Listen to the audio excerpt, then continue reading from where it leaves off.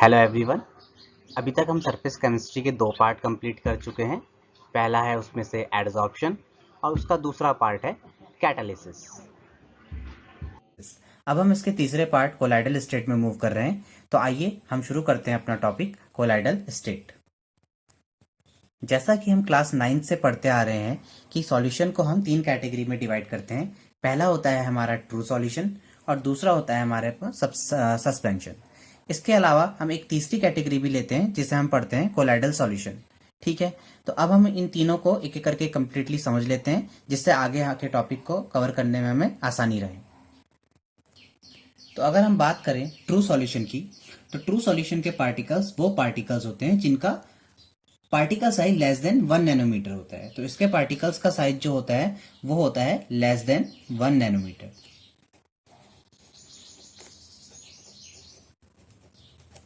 जबकि अगर हम पार्टिकल सस्पेंशन पार्टिकल्स की बात करें तो इनका पार्टिकल साइज होता है ग्रेटर देन 1000 नैनोमीटर। ये 1000 नैनोमीटर से बड़े होते हैं। अब अगर हम बात करें कोलाइडल पार्टिकल्स की, तो कोलाइडल पार्टिकल्स की जो रेंज होती है वो in between true solution and suspension होती है, जो रेंज होती है बिटवीन 1 to 1000 नैनोमीटर। तो on the basis of particle size these solutions can be classified in this वे।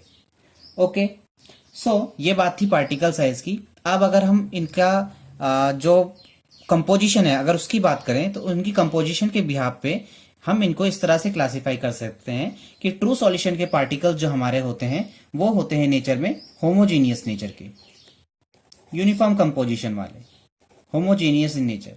लेकिन कोलाइडल सॉल्यूशन और सस्पेंशन के पार्टिकल्स जनरली हेट्रोजीनियस नेचर के होते हैं। दोनों ही हेट्रोजीनियस होते हैं नेचर में।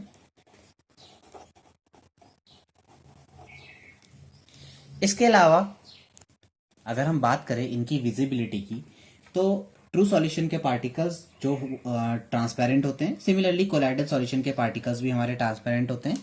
लेकिन सस्पेंशन के जो पार्टिकल्स होते हैं वो ओपेक नेचर के होते हैं। सो ट्रांसपेरेंट, ये भी हमारे ट्रांसपेरेंट होते हैं, and particle of suspension are opaque in nature. Okay, ये बात रही इनकी विजिबिलिटी की। अब क्योंकि हमें पता चल गया इनका पार्टिकल साइज कैसा है, तो ट्रू सॉल्यूशन का पार्टिकल साइज क्योंकि लेस देन 1 नैनोमीटर है, तो अगर हम इनको फिल्ट्रेशन प्रोसेस पे जाएंगे तो जो ट्रू सॉल्यूशन के पार्टिकल्स है ना तो वो एनिमल मेम्ब्रेन से पास हो पाते हैं ना ही आपका ग्रेडेड फिल्टर पेपर से, तो इनका फिल्ट्रेशन करना डिफिकल्ट है। So we can say particle of true solutions can not be separated by filter paper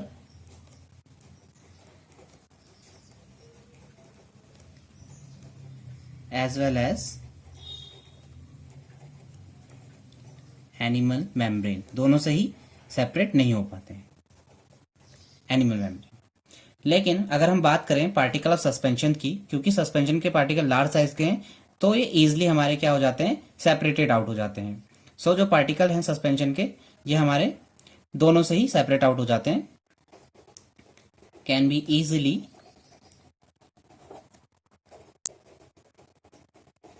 separate out. ठीक है, लेकिन जो कोलाइडल सॉल्यूशन के पार्टिकल्स हैं वो हमारे नॉर्मल फिल्टर पेपर से तो सेपरेट आउट नहीं होते हैं, बट ग्रेडेड फिल्टर पेपर से ही इजिली सेपरेट आउट हो जाते हैं। So can be easily separated out by graded filter paper. तो हमें इसके लिए फिल्टर पेपर की जो क्वालिटी है वो अच्छी रखनी पड़ती है। ग्रेडेड फिल्टर पेपर हमें लेना पड़ता है कोलाइडल सॉल्यूशन के पार्टिकल्स के लिए। अच्छा, इसके बाद अगर हम मूव करें इसकी नेक्स्ट प्रॉपर्टी पे, तो इसकी नेक्स्ट प्रॉपर्टी है, अभी सस्पेंशन का एग्जांपल क्या होगा, सस्पेंशन का एग्जांपल हमारा होगा जैसे डर्ट इन वाटर। सो आपने देखा है कि अगर पानी आ रहा है, अभी जैसे बरसात के टाइम पे जो पानी आता है वो मिट्टी वाला पानी आता है कई जगह पे, तो आप देखते हैं कि शुरू में जो पानी होता है बिल्कुल मिट्टी वाला रहता है, लेकिन थोड़ी देर बाद आप उसको 1 घंटे 2 घंटे बाद ऑब्जर्व करते हैं तो आप देख सकते हो कि उसमें से जो मिट्टी के या जो हैवी पार्टिकल्स हैं वो नीचे जाके सेटल डाउन हो जाते हैं। तो ये अपने आप हो गया है सेटल डाउन का ग्रेविटी के इफेक्ट से। सो सेटलमेंट जो है पार्टिकल्स का वो अपने आप हुआ है ऑन इट्स ओन। लेकिन ट्रू सॉल्यूशन में ऐसा कुछ भी नहीं होता है। ट्रू सॉल्यूशन के जब पार्टिकल्स में कोई भी हम इस तरह का सेपरेशन या सेटलमेंट नहीं देखते हैं। जबकि अगर हम बात करें कोलाइडल सॉल्यूशन की, तो कोलाइडल सॉल्यूशन में अगर हम एक टेक्निक यूज करें जिसका नाम है सेंट्रीफ्यूगेशन, सेंट्रीफ्यूगेशन टेक्निक के थ्रू हम क्या कर सकते हैं, इसके पार्टिकल को सेटल डाउन करवा सकते हैं। सो जो हमारे सस्पेंशन के पार्टिकल्स हैं वो सेटल डाउन हो सकते हैं, settle down on its own. ठीक है, अब कोलाइडल के पार्टिकल्स जो हमारे हैं ये सेटल डाउन हो सकते हैं, बट ओनली थ्रू सेंट्रीफ्यूगेशन। सो हमें यहां पे एक टेक्निक यूज करनी है जिसका नाम है सेंट्रीफ्यूगेशन। ठीक है, ट्रू सॉल्यूशन के पार्टिकल को सेटल डाउन नहीं हो सकते, can not be settle down. ठीक है, अब हम इनका एक एक एग्जांपल लिख लेते हैं। तो अगर हम एग्जांपल की बात करें ट्रू सॉल्यूशन की, तो for example NaCl in water. ठीक है, आपका पानी में नमक या चीनी पानी में, तो ये हमारा क्या हो सकता है, ट्रू सॉल्यूशन का एग्जांपल हो सकता है। इसके अलावा अगर हम सस्पेंशन की बात करें तो एग्जांपल हो जाएगा डर्ट इन वाटर। जबकि कोलाइडल सॉल्यूशन का एग्जांपल हमारे पास जनरली होता है जैसे कि मिल्क, इसका एक एग्जांपल है, ब्लड इसका एग्जांपल होता है। ठीक है, सो मुझे उम्मीद है आपको ट्रू सॉल्यूशन और कोलाइडल सॉल्यूशन और सस्पेंशन इन तीनों में डिस्टिंग्विश पता चल गया होगा। और अब आगे हम कंटिन्यू करेंगे अपने टॉपिक कोलाइडल सॉल्यूशन के साथ। सो अब हम बात करते हैं classification of colloids, meaning classification of colloidal solution. अब कोलाइडल सॉल्यूशन को 3 कैटेगरी में डिवाइड किया जा सकता है। फर्स्ट कैटेगरी है इसकी physical state of disperse phase and dispersion medium. यहां पर आपको एक टर्म देखने को मिल रहा है डिस्पर्स फेज और डिस्पर्जन मीडियम। पहले हम उसका मीनिंग देख लेते हैं और बाद में हम इस डिस्पर्स फेज और डिस्पर्जन मीडियम को इस यूनिट में डीपी एंड डीएम से ट्रीट करेंगे। सो डिस्पर्स्ड फेज, अच्छा अभी हमें सबको पता है कि हमारा एक सॉल्यूशन जो होता है उसके 2 पार्ट होते हैं। एक पार्ट होता है सॉल्यूट जो कि लोअर कंसेंट्रेशन में होता है और एक पार्ट होता है सॉल्वेंट।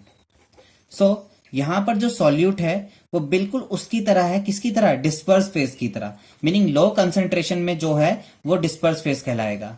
सो disperse phase like solute, low concentration. और डिस्पर्जन मीडियम हमारा होगा like solvent in high concentration. So high concentration वाला जो भी है हमारा वो हमारा डिस्पर्जन मीडियम कहलाएगा और लो कंसेंट्रेशन में जो है वो हमारा डिस्पर्स फेज कहलाएगा। सो ये क्लियर हो जाता है हमारा यहां से। इसके बाद पहला क्लासिफिकेशन था physical state of disperse phase and dispersion medium, क्या इनका वो है। सेकंड हमारा आता है nature of interaction between particles of disperse phase and dispersion medium, इन दोनों में किस तरह से इंटरेक्शन हो रहा है। और थर्ड कैटेगरी आती है हमारे पास type of particles of disperse phase, disperse phase के पार्टिकल्स की कौन सी कैटेगरी हम पढ़ रहे हैं। सो उसके बेसिस पे इनको 3 कैटेगरी में डिवाइड किया गया है। अब हम आगे बढ़ते हैं इनको एक एक करके। सो इसकी फर्स्ट क्लासिफिकेशन है classification based on physical state of disperse phase and dispersion medium, meaning जो डिस्पर्स फेज और डिस्पर्जन मीडियम है वो किस फिजिकल स्टेट में प्रेजेंट है उनके बेसिस पे, तो तब उस टाइम पे उन कोलाइडल पार्टिकल्स को क्या कहा जाएगा। तो फर्स्ट कैटेगरी हम इसमें ले लेते हैं। सो देखते हैं इसमें पहला हमारा है, मतलब ये डिस्पर्स फेज, ये डिस्पर्जन मीडियम, कोलाइडल की कौन सी कैटेगरी और उसका एग्जांपल हम यहाँ पे लेंगे। सो अगर डिस्पर्स फेज सॉलिड है और डिस्पर्जन मीडियम भी सॉलिड है तो इस टाइप के कोलाइडल सॉल्यूशन को बोला जाएगा सॉलिड सोल। एक टर्म हम यहाँ पे इनके लिए यूज करेंगे सॉलिड सोल। सॉलिड सोल के जनरल एग्जांपल हमारे पास होते हैं लाइक एलॉयज, मेटल का कॉम्बिनेशन है, एलॉयज हो गया, जेमस्टोन्स, ये इसके एग्जांपल होते हैं। सेकंड केस अगर हम लें तो ये है सॉलिड और liquid, meaning disperse phase solid है और ये लिक्विड है, तो सिंपली इसे बोला जाता है सोल। और इसका एग्जांपल हो जाएगा जैसे कि पेंट, गोल्ड गोल्ड सॉल्यूशन जो हमारा होता है। तीसरी कैटेगरी आती है हमारे पास सॉलिड गैस की, सॉलिड और गैस, डिस्पर्स फेज सॉलिड है और ये हमारा गैस है तो इसको हम बोलते हैं aerosol. Example smoke. Next category हमारे पास आती है कि अगर डिस्पर्स फेज लिक्विड है और डिस्पर्जन मीडियम सॉलिड है तो ऐसे केस को हम बोलते हैं जेल। और एग्जाम्पल हमारे पास जैसे कि हो जाएगा इसका कर्ड, चीज, ये इसकी कैटेगरी में। नेक्स्ट एग्जाम्पल हमारे पास आता है लिक्विड लिक्विड का। सो लिक्विड लिक्विड सिस्टम को हम इमल्शन कहते हैं। इमल्शन ये आपने सुना भी होगा, इमल्शन पेंट, इमल्शन इस तरह से आता है सुनने में। एग्जाम्पल इसका होता है जैसे कि मिल्क, मिल्क एक इमल्शन का एग्जाम्पल होता है। हेयर क्रीम, ये भी इसका एग्जाम्पल होता है। नेक्स्ट कैटेगरी हमारे पास आती है लिक्विड गैस की। सो लिक्विड गैस की इस कैटेगरी को भी एरोसॉल बोलते हैं। सो हम ये कह सकते हैं कि जो एरोसॉल है, सॉलिड गैस या liquid gas, meaning dispersion medium दोनों के कॉमन है, बट अगर डिस्पर्स फिर सॉलिड है या डिस्पर्स फिर लिक्विड है तो दोनों को ही तभी भी एरोसॉल ही कहा जाएगा। इसका एग्जाम्पल हो सकता है जैसे कि फॉग, क्लाउड, इस तरह से एग्जाम्पल हो सकते हैं इसके। इसके बाद जो नेक्स्ट कैटेगरी आती है वो होती है हमारे पास गैस सॉलिड की। ठीक है, अब यहाँ पे डिस्पर्जन मीडियम सॉलिड है हमारा और ये गैस है, तो इसको भी हम क्या कहेंगे, सॉलिड सोल ही इसे कहा जाता है। जनरल एग्जाम्पल इसका हो जाएगा जैसे फोम, फोम रबर। ठीक है, और फाइनल कैटेगरी जो इसमें होती है वो गैस लिक्विड की कैटेगरी होती है, और इसका जो कैटेगरी होती है इसको हम बोलते हैं फोम। इसका जनरल एग्जाम्पल होता है जैसे सोडा वाटर, और इसका एग्जाम्पल और हो सकता है जैसे व्हिप्ड क्रीम आप बोलते हैं वो। सो ये फर्स्ट क्लासिफिकेशन है, और ज्यादातर यहाँ से इस टॉपिक से क्लासिफिकेशन के इस पर्टिकुलर उसमें से कभी कभी एक 1 मार्क्स का क्वेश्चन पूछ लिया जाता है। जैसे फॉर एग्जांपल अगर डिस्पर्जन मीडियम आपका वाटर है तो उस टाइप के सिस्टम को हम क्या बोलेंगे, तो हाइड्रोसॉल बोलेंगे। अगर डिस्पर्जन मीडियम अल्कोहल है तो अल्कोहल बोलेंगे, बेंजीन है तो बेंजोसॉल बोलेंगे, एयर है तो एरोसॉल बोलेंगे। तो ये जनरल और पहला क्लासिफिकेशन है। इसके बाद हम मूव करते हैं इसके सेकंड क्लासिफिकेशन में, जो कि इससे ज्यादा इंपॉर्टेंट है। सो सेकंड कैटेगरी है हमारा nature of interaction between disperse phase and dispersion medium. So disperse phase और डिस्पर्जन मीडियम के जो पार्टिकल्स है उनमें किस तरह का इंटरेक्शन है। तो इसके बिहाफ पे इनको 2 कैटेगरी में डिवाइड किया जाता है। पहली कैटेगरी होती है हमारे पास लायोफिलिक, और दूसरी कैटेगरी होती है लायोफोबिक। ठीक है, सो जनरली फिलिक वर्ड का मतलब हमें पता है अट्रैक्शन। इसका मीनिंग यह है लायोफिलिक कोलाइड्स उस कैटेगरी के कोलाइड्स हैं जिनमें डिस्पर्स फेज और डिस्पर्जन मीडियम के जो पार्टिकल्स हैं उनके बीच में स्ट्रॉन्ग एफिनिटी है। तो हम क्या कह सकते हैं फर्स्ट पॉइंट में कि strong affinity between particles of disperse phase and dispersion medium.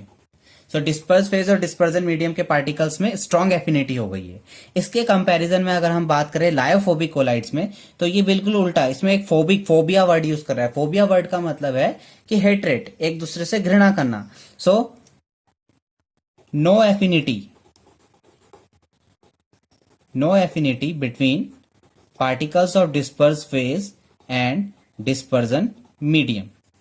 ठीक है, सो यहां पे एफिनिटी है, यहां पे एफिनिटी नहीं है। इसके बाद हम मूव करते हैं सेकंड पॉइंट पे। तो अगर हम बात करें इनकी स्टेबिलिटी की, तो जनरली जो हमारे लायोफिलिक कोलाइड्स होते हैं वो इन कंपैरिजन लायोफोबिक के ज्यादा स्टेबल होते हैं। ठीक है, अब क्यों होते हैं अभी हम देख रहे हैं, but they are very stable as compare to lyophobic. Okay, so lyophilic colloids are stable and lyophobic colloids are not stable। अब ऐसा क्या हुआ कि ये स्टेबल है लेकिन लायोफोबिक वाले हमारे स्टेबल नहीं है। तो अगर हम यहां पर देखें, जैसे ही हम अपना किसी लायोफिलिक कोलाइड में किसी इलेक्ट्रोफाइल को ऐड करते हैं, इलेक्ट्रोलाइट को ऐड करते हैं, तो अगर हम उस इलेक्ट्रोलाइट को लायोफिलिक कोलाइड में स्मॉल क्वांटिटी में ऐड कर रहे हैं तो लायोफिलिक कोलाइड में कोई भी चेंज नहीं आता है। कोई भी चेंज नहीं आने का मतलब है कि जो इंटरेक्शन है डिस्पर्स फेज और डिस्पर्जन मीडियम के बीच में वो अभी भी रिटेन है। ठीक है, बट अगर बहुत ज्यादा अमाउंट आप ऐड करोगे तो उसमें चेंजेस आ जाते हैं। ठीक है, लेकिन स्मॉल अमाउंट से कोई चेंज नहीं आया, ये इंडिकेट करता है कि lyophilic colloids are highly stable. लेकिन लायोफोबिक कोलाइड में अगर आप क्या करते हैं, स्मॉल क्वांटिटी में भी इलेक्ट्रोलाइट ऐड करते हैं तो उसमें चेंजेस आ जाते हैं, उसका कोएगुलेशन, उसका पीपीटी बन जाता है। तो जो पीपीटी फॉर्मेशन है, प्रेसिपिटेट बनना है आसान है in case of lyophobic colloids. Lyophilic colloids में प्रेसिपिटेट बनना डिफिकल्ट है। ठीक है, तो ये एक डिस्टिंग्विश करने का पॉइंट भी है और इससे हम इनकी स्टेबिलिटी भी समझ सकते हैं। ठीक है, सो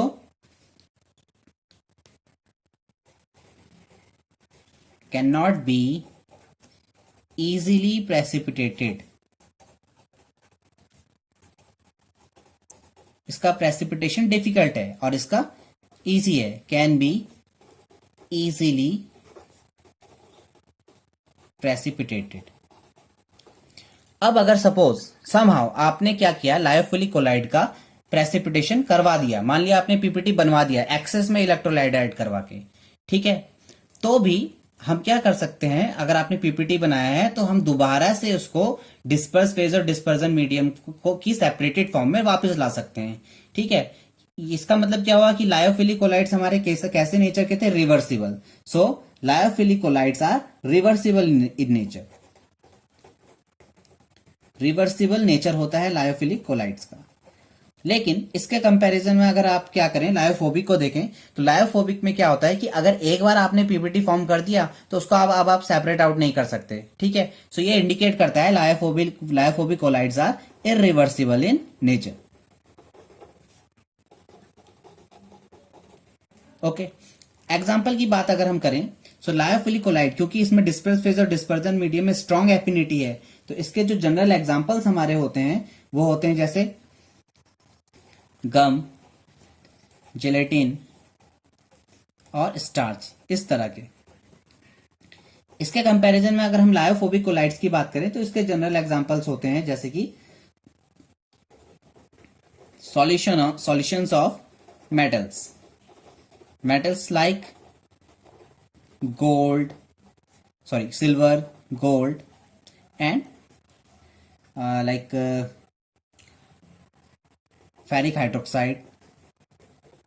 ठीक है, सो ये इसके एग्जांपल हो गए। अच्छा, इसके बाद अगर हम एक प्रॉपर्टी टिंडल इफेक्ट की और बात करें तो टिंडल इफेक्ट की बात इस तरह से होगी इसमें कि lyophilic colloid Tyndall effect show नहीं करते हैं, do not exhibit Tyndall effect,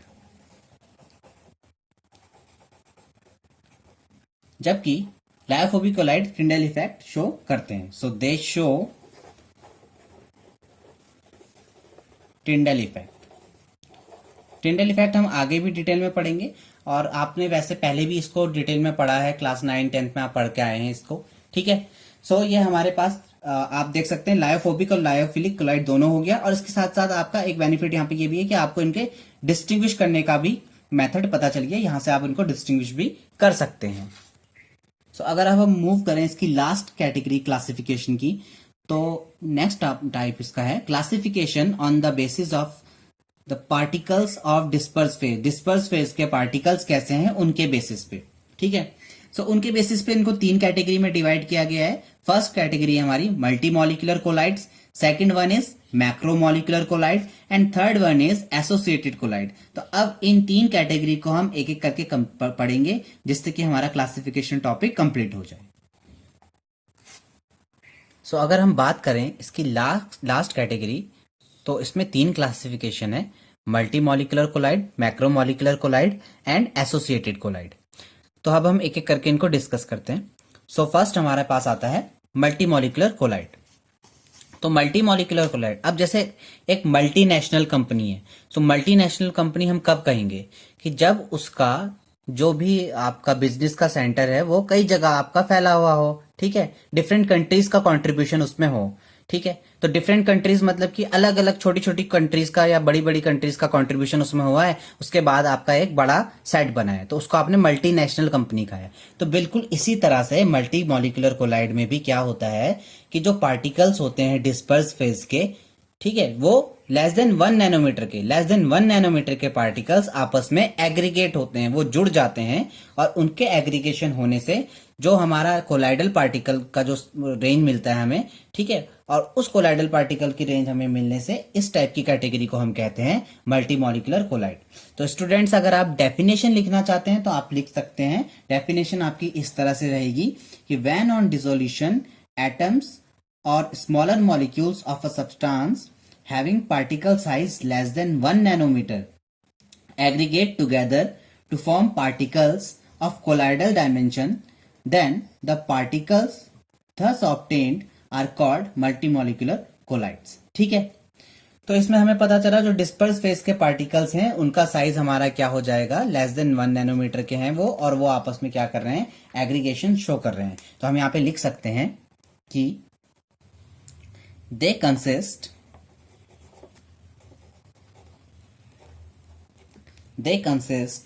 of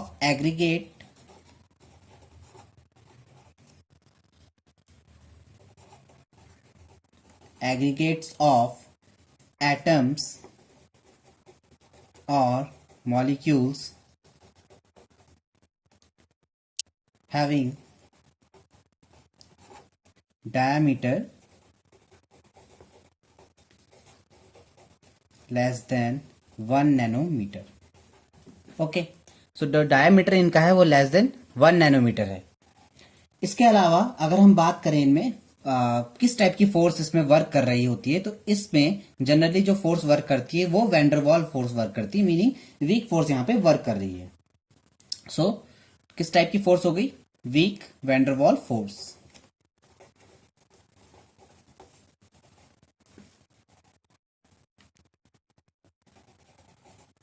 week van der Waals force. अब क्योंकि ये हमने बताया था इनका particle size less than 1 nanometre होता है, तो और भी आपस में एग्रीगेट करते हैं, तो जनरली जो इनका जो मॉलिक्यूलर वेट होता है वो बहुत हाई नहीं होता है, इंटरमीडिएट थोड़ा ही इनका मॉलिक्यूलर वेट होता है। So their molecular masses are not high. ठीक है, तो इनका मॉलिक्यूलर मास हाई नहीं होता है। अभी हम मल्टी मॉलिक्यूलर को ही डिस्कस कर रहे हैं इसमें। ठीक है, अच्छा, एक और बात इसमें होती है कि जो इनका नेचर होता है, क्योंकि अभी हमने देख रहे हैं कि इसमें वीक वैंडरवाल फोर्स वर्क कर रही है, ठीक है, इनका डायमीटर लेस देन 1 नैनोमीटर है, ठीक है, तो जो इनका बिहेवियर होता है, जनरली इनका बिहेवियर होता है वो लायोफिलिक कैरेक्टर से मैच करता है, जो हमने पीछे लायोफिलिक पढ़ा था उससे मैच करता है। So they have usually lyophilic character. अच्छा, इसका एग्जाम्पल हम अगर बात करें, क्योंकि ये लायोफिलिक कैरेक्टर शो कर रहे हैं, तो इसके एग्जाम्पल्स जो होंगे वो किस तरह के एग्जाम्पल्स होंगे इनके, जैसे कि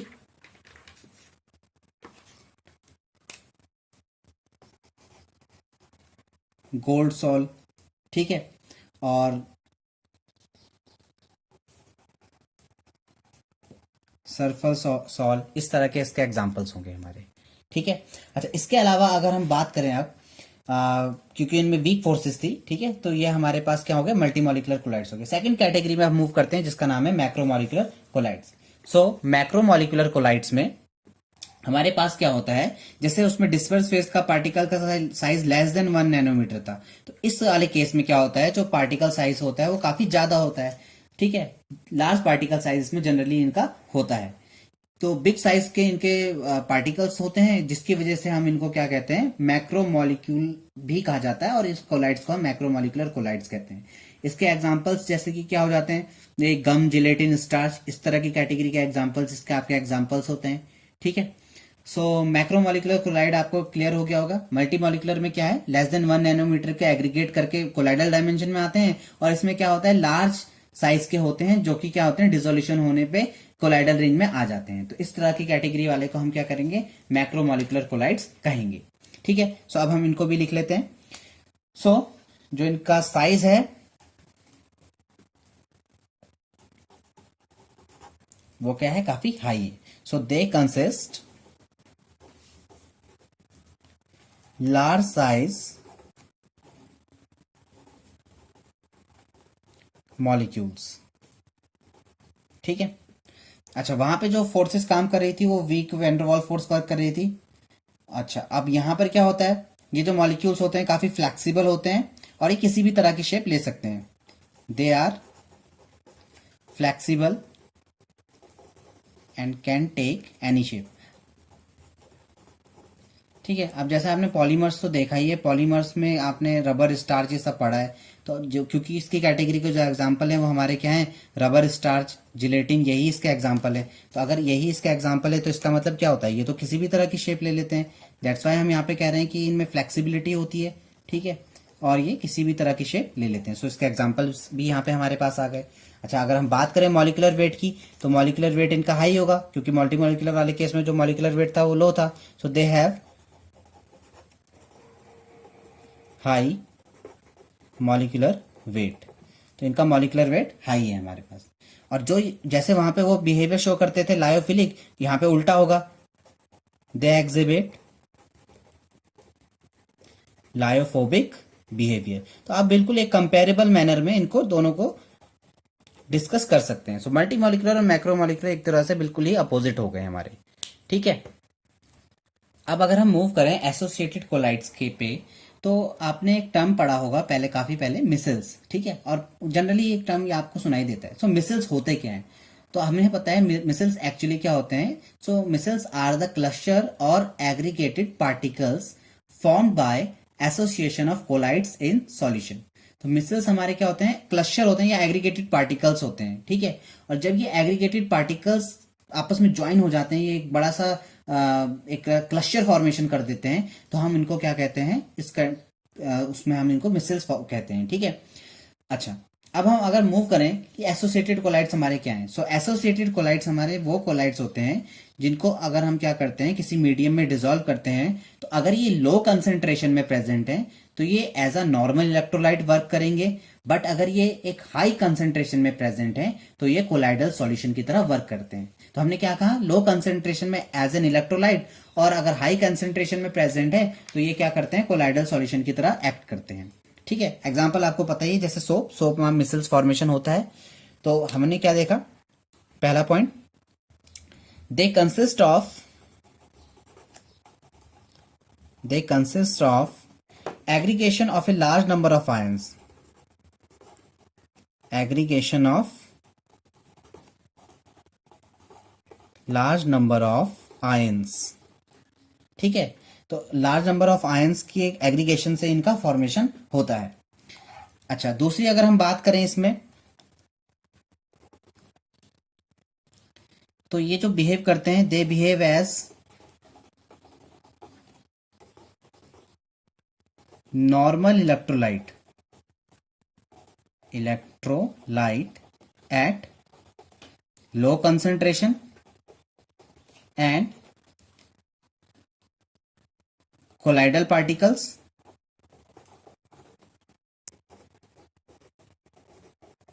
eight high concentration. High concentration पे कोलाइडल पार्टिकल ये एक्ट करते हैं। ठीक है, अच्छा, मॉलिक्यूलर मास की अगर हम बात करें तो हमें पता है सोप अगर इसका एग्जांपल है, इसका एग्जांपल हमारे पास क्या है, सोप। तो अगर सोप है, अब सोप का आपको फॉर्मूला पता ही है, C15, C17, C19, C18, इस तरह की रेंज में हमें मिलता है। तो इसका मतलब इनका मॉलिक्यूलर वेट क्या होगा, हाई होगा। दे हैव हाई मॉलिक्यूलर वेट। ठीक है, अच्छा, अब बात अगर हम करें, क्योंकि नॉर्मल इलेक्ट्रोलाइट भी वर्क कर रहा है और आपका क्या कर रहा है, एक एज अ कोलाइडल पार्टिकल भी वर्क कर रहा है, तो यहां पर इसका बिहेवियर दोनों तरह का रहेगा, लायोफिलिक भी और लायोफोबिक भी। तो both properties, lyophilic as well as lyophobic. तो यहां से हमें क्लियर हो जाता है कि डिस्पर्स फेज के बेसिस पे इनको 3 कैटेगरी में डिवाइड किया जा सकता है इजीली, मल्टीमॉलिक्यूलर, मैक्रोमॉलिक्यूलर और एसोसिएटेड कोलाइड्स। ठीक है, सो यहाँ पर इनका क्लासिफिकेशन टॉपिक कंप्लीट होता है, और इसके बाद जो इनका टॉपिक होता है वो होता है प्रिपरेशन, इसका इनकी क्या प्रॉपर्टीज होती है। तो अगले और नेक्स्ट वीडियो में हम इनके प्रिपरेशन और प्रॉपर्टीज को डिस्कस करेंगे। मुझे लगता है आप लोगों को ये टॉपिक अच्छा लगा होगा। अगर आप लोगों को ये टॉपिक अच्छा लगा है तो प्लीज़ इस चैनल को सब्सक्राइब कीजिए और हमारे इस वीडियो को लाइक कीजिए और कमेंट भी कीजिए। Thank you.